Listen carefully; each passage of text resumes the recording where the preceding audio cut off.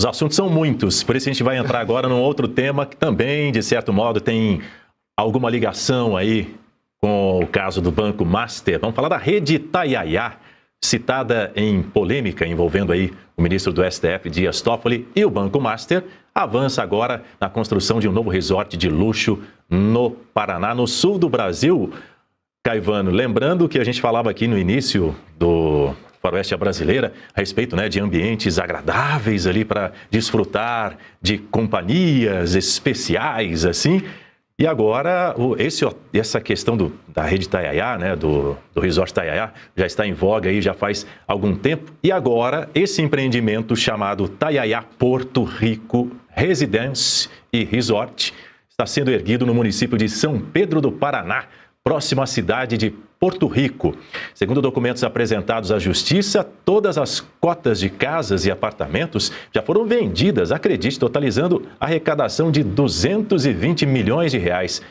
Bonito realmente ali o local, visual bem bacana. O complexo foi projetado com 220 apartamentos e 338 lotes residenciais, está tudo vendido. Então, Caivano, Suano, se vocês quiserem comprar, não vai rolar nesse momento, tá? Promete também uma estrutura de lazer com piscinas, spa, academia, restaurantes e áreas de entretenimento. Vou te ouvir primeiro, Caivano, pelo seguinte: recentemente o ministro Dias Toffoli, você deve se lembrar, os nossos parceiros também, defendeu que os magistrados possam ter fazendas, possam ser sócios de empresas, desde que não exerçam a administração. E a rede Itanhaém, que teve como sócios parentes do ministro, né?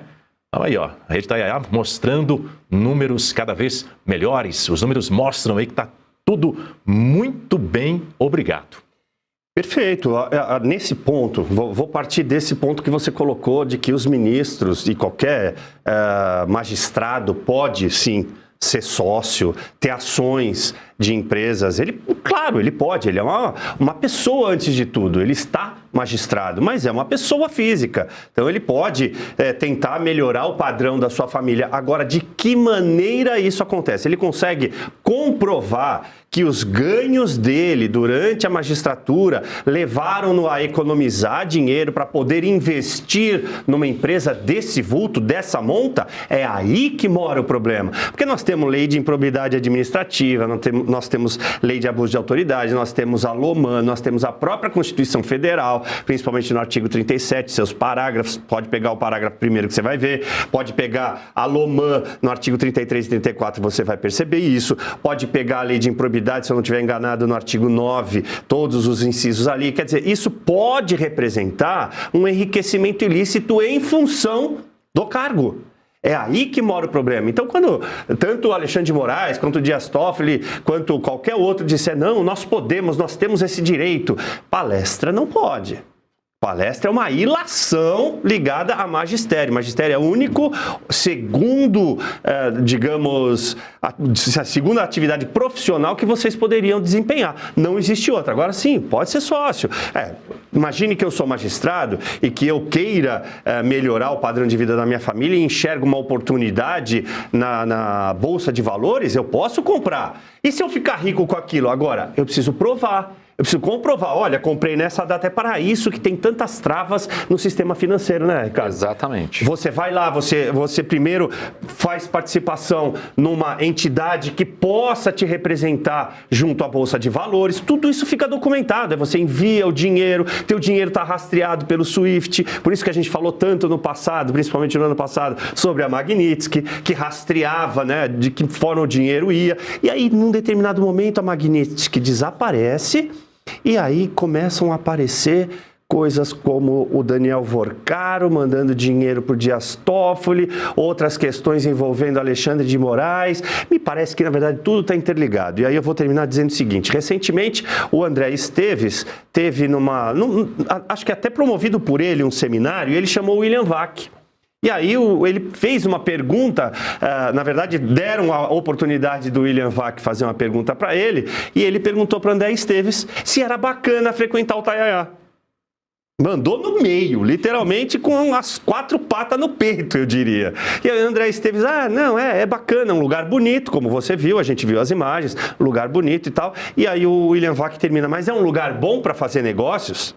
Olha onde foi o William Vac para o André Esteves. Por quê? Porque o André Esteves foi flagrado num vídeo, né? Chegando de helicóptero no Itataiá e sendo recebido pelo próprio Toffoli com um copinho de, sei lá, um drink, um uísque, seja lá o que for. Isso não é republicano. Não é republicano por conta do André Esteves, não é republicano por causa do Dias Toffoli. Ele estava lá como dono do empreendimento, ele estava lá recepcionando alguém ligado ao mercado financeiro, que também tinha determinadas ligações com o André Vorcaro, com o Daniel Vorcaro, perdão. Olha, tem muita coisa a se provar. De novo, é lícito que você tenha ações. Agora, prove a origem do dinheiro, como você entrou e como você enriqueceu tão rápido, porque a gente também quer enriquecer rápido. Lembrando que existe essa possibilidade de um código de ética para os ministros do Supremo Tribunal Federal. É um dos objetivos do presidente da Corte nesse momento, do ministro Edson Fachin. Ele colocou a Carmen Lúcia, a ministra Carmen Lúcia, como relatora desse projeto, enfim, desse processo de um código de ética para os ministros. E também um detalhe, aquilo que nós falávamos há pouco, no começo do nosso tópico agora, a respeito desse assunto, de que o ministro Dias Toffoli, ele estava ali, na ocasião, se defendendo também, não é? Depois outros ministros se solidarizaram, vamos dizer assim, né? A carapuça meio que serviu, foi todo mundo ali naquele barco, Gilmar Mendes. Ele até, de certo modo, teve gente que fez a leitura de que ele teria mandado uma indireta para o Gilmar Mendes, que tem muitas fazendas, então foi por isso que Dias Toffoli teria dito que, né, todos os ministros têm direito de ter as suas fazendas, ter os seus negócios. Claramente também, nessa mesma sessão do Supremo Tribunal Federal, o ministro Alexandre de Moraes posicionou-se claramente de forma contrária à criação desse código de ética específico para a Corte. Na ocasião, ele argumentou que a Constituição Federal, que a Lei Orgânica da Magistratura Nacional já regulam adequadamente a conduta de todos os magistrados. Olha, por incrível que pareça, eu vou ser obrigado a dizer, o único que está certo nessa piada toda aí é o Alexandre de Moraes. Precisa de código de ética. Você tem a Constituição, tem a LOMAN. Acabou. O que precisava era ter a aplicação da lei e a punição daqueles que não cumprem. Por incrível que pareça, o Alexandre de Moraes, o Caivano sempre fala isso, até o relógio quebrado parado, acerta 2 vezes por dia. Ali é um relógio quebrado, pelo menos está acertando uma. Talvez não tenha tempo da gente ver ele acertar a segunda vez. Mas, por incrível que pareça, é o único que está certo nessa brincadeira toda, é o Alexandre de Moraes. Por quê? Porque não precisa de um código de ética, muito pelo contrário. O código de ética, ele não terá força acima do que está na lei. Porque é um código interno, é como um clube que nós fazemos. Nós podemos criar um clube aqui, a partir daí nós criamos títulos de cavalaria para nós. Isso tem validade na sociedade? Não, a gente fecha a sala, fica conversando aqui, ó, cavaleiro Caivano, cavaleiro não sei o quê, dama Bianca, cavaleiro Daniel, ótimo. Saiu para lá? Não. Acabou, você é professor, você é jornalista, advogado, administrador, jornalista, ponto, é só o que nós somos. Não adianta, aí nós ficamos nessa situação em que nós vemos o absurdo do que está acontecendo e eles não estão nem aí preocupados com o fato de que o crime foi cometido, porque o Toffoli foi lá, ele não foi nem para se defender. Ele foi lá para dizer, eu sei o crime de cada um daqui, eu sei o que vocês fizeram no verão passado. Muito bem, professor. Eu sei o que vocês fizeram no verão passado. Se vocês fizerem, eu vou para o abraço do afogado. Tem 3 tipos de pessoas com as quais você nunca deve brincar. 1. Aquele que não tem o que perder. 2. Aquele que trabalha exclusivamente em função da honra. E 3. Aquele que tem uma rota de fuga. Você olha pro Toffoli e diz, você acha que ele é um homem honrado? Eu não sei, mas acredito que ali tem que investigar muito. Então, retira esse. Ele tem uma rota de fuga? Não tem. Mas ele não tem mais o que perder. Então, o que ele vai fazer? Ele vai para o abraço do afogado. Então, ele foi lá para ameaçar o negócio da fazenda? Sim. O Gilmar, pelo que consta, que ele é advogado, ele tem muita fazenda. Ou tem fazendas com produção elevada.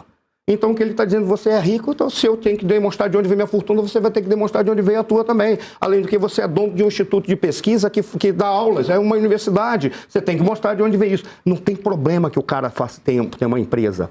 A grande questão, e eu vou encerrar mesmo, é o fato de que é possível que o cara possa ter enriquecido sem ignorar a lei? É possível, mas a probabilidade é muito baixa. Exato. Porque as regras são tão rígidas que se você um dia assumir algum cargo político, ou virar assessor, ou qualquer coisa, quando coloca a regra de lá, você não pode respirar fora da sala. O problema é que, se assim é tão rígida as regras, são tão rígidas, significa o quê? É possível que você enriqueça sem ignorar algumas delas? É possível. Mas o trabalho tem que ser muito grande para isso e tem que ter muita gente fazendo muita coisa anteriormente, para que você herde a consequência dos trabalhos anteriores. Porque se a partir do momento em que você se tornou uma autoridade, com todo respeito, a probabilidade é de 0 a 10. Contando de 0 a 100, é no máximo 10%. É muito baixa a probabilidade. Por isso, infelizmente, eu sou levado a crer pela lógica que tem muita coisa errada. Professor, em qualquer lugar do mundo, em qualquer lugar sério do mundo, o ministro Dias Toffoli, diante de tudo que já foi publicado, que já foi mostrado e até admitido por alguns dos ministros, Dias Toffoli e Alexandre de Moraes não poderiam ser ministros do Supremo Tribunal Federal.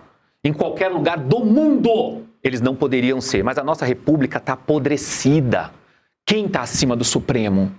Na realidade, ninguém. Por isso que eles vêm a público e falam, não precisa ter isso, não precisa ter aquilo, um fica brigando com o outro, porque uma boa parte deve ter problema. Se for olhar a lupa e descobrir de onde veio o dinheiro, uma boa parcela dos ministros vão ter problema, só que os ministros têm boa parte dos parlamentares. Você vê que toda vez que aperta um pouquinho sobre as questões do Supremo, vem alguém falar sobre as emendas parlamentares e começa a pegar um e pegar outro e levantar casos. Enfim, um poder submisso ao outro, que não deveria acontecer na nossa República, e o Executivo fazendo a festa por aí. A nossa República está apodrecida, essa é a grande verdade. Eu não sei se isso tem jeito, a não ser com uma nova Constituição. E eles vão se protegendo, né? Todos os poderosos. Essa teia é tão grande, porque pensa, é Banco Master, é Banco Pleno, são as festas, né? Tá tudo ali meio que nessa teia, há conexões, esse poder que está dominando o Brasil, que está destruindo o Brasil e assim, uma proteção em que, se fosse mesmo, como disse aqui o Rose, se fosse um país sério, aqui, até esse resort, né? As obras seriam, no mínimo aqui, interrompidas, tudo isso seria embargado. O Senado também agiria ali para afastar o Toffoli, mas não. O que eles parecem, né, tá assim, mais tocando o barco é numa submissão completa e numa falta também daquilo que deveria ser o motivo pelo qual eles estão lá, que é defender a Constituição e defender também até a ética, né, para que haja uma investigação imparcial. Numa conta de padaria, né, eu não vou falar a nacionalidade, vai parecer que eu estou sendo sectário aqui. Vamos fazer conta de padaria, aqui na ponta do lápis. Ele não estava reclamando, ou supostamente apareceram nessas ligações aí com o Vorcário, que ele tinha para receber 35 milhões? Ele foi indicado e assumiu o cargo em outubro de 2009. Mas eu vou incluir 2009 no prazo. Então são 17 anos que ele é ministro do STF. Então, se a gente pegar os 35 milhões e dividir por 17, conta de padaria de novo, vou dividir por 2 só para dar igual. Ele tinha que ter juntado 2 milhões por ano. Como é que ele vai juntar 2 milhões por ano se ele não recebe 170 mil reais, que seria o suficiente para você pegar todo o dinheiro, não ter um níquel de gasto, pegar todo esse dinheiro do seu salário, colocar lá e ir juntando para chegar 17 anos depois e ter 35 milhões para vender em virtude da compra de uma ação de um Taiaiá. Então, é incompatível matematicamente. Como disse o professor, a probabilidade é muito maior do que qualquer outra ilação que a gente venha fazer. Então, tem que ser investigado. Ponto. Ele tinha que estar preso preventivamente. Preso! A Polícia Federal fez um grande trabalho, entregou todas as provas que tinha para o ministro Fachin e o ministro Fachin deveria ter exarado um mandado de prisão preventiva para o Dias Toffoli. Está no 33, parágrafo único da Loman.